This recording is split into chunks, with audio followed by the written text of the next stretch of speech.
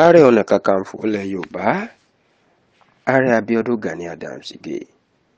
ó mà ti jẹ́ kó di mímọ̀ ó ti ránṣẹ́ sí olórí oko orílẹ̀-èdè yìí Ààrẹ Bọ́lá Ahmed Tinubu wípé kó ṣe gbogbo nǹkan tó bá lè ṣe o láti rí i dájú wípé owó náírà tó ń di yẹpẹrẹ lójú ní pàṣípààrọ̀ owó dọ́là báyìí ìyẹn tó lóyìnbó ń pè ní náírà dollar exchange ó ní kó rí i pé ó wà nǹkan ṣe sí o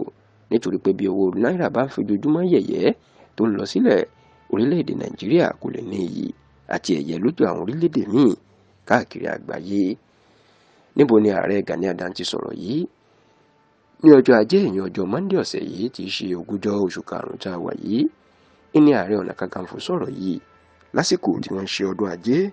ní agbègbè orílẹ̀ Agége ní ìpínlẹ̀ Èkó. Nígbà tí ààrẹ Gani Adams sọ̀rọ̀ ó ní bóun ṣe ń sọ̀rọ̀ lọ́jọ́ Monday náà owó tí wọ́n ń pààrọ̀ náírà sí dọ́là báyìí ó ló ti lé ní 1,000 náírà 1,600 naira. Ààrẹ Gani Adams ní eléyìí tàbùkù bá orílẹ̀-èdè yìí ó ní Tinubu lè ṣe jù bẹ́ẹ̀ lọ ń mọ̀ dáadáa ó lè wá ọ̀nà àbáyọ sí i tó sì ní àwọn kan àwọn agbẹ̀yìn bẹbọ jẹ́ ló wà nídìí tí dọ́là fi ń já wálé tí ó ń lọ sókè tí náírà ń wálẹ̀ lójoojúmọ́ ó láwọn ọ̀tá Nàìjíríà ni ó ní kí Tinubu dojú ìjà kọ wọ́n kó gbógun tì wọ́n kó sì jẹ́ kán mọ̀ pé òun gan ni ààrẹ. Ó ní bí Tinubu bá lè ṣe léyìí tí owó dọ́là tó bẹ̀rẹ̀ sí ní máa lọlẹ̀ tí náírà ń lọ sókè ó lé léyìí yóò fún Nàìjíríà ní òkìkí àti orúkọ rere pẹ̀lú iyì káàkiri àgbáyé. Ààrẹ Gani Adams ní lọ́jọ́ ayé ọjọ́ sí báwọn bá kó owó náírà lọ sí orílẹ̀-èdè Benin Republic tó sì ń bẹ̀ yẹn ó ní owó ńlá làwọn máa ń ṣe sí ó ní ṣùgbọ́n kò rí bẹ́ẹ̀ mọ́ ó lè fi hàn pé nǹkan ti dàrú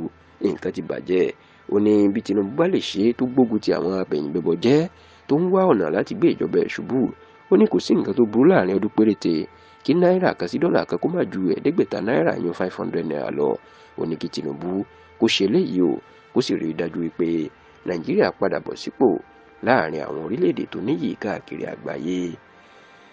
Lára àwọn tó wà níbi ọdún ajé yìí ìní aláìgé ti ìlú orílẹ̀ Agége kábíyèsí ọba Akeem Ambali Agbédèyí àti onímàpárá ti ìlú Màpárá ní ìpínlẹ̀ Èkó kan náà ọba Lateef Amọ̀dẹ́májà.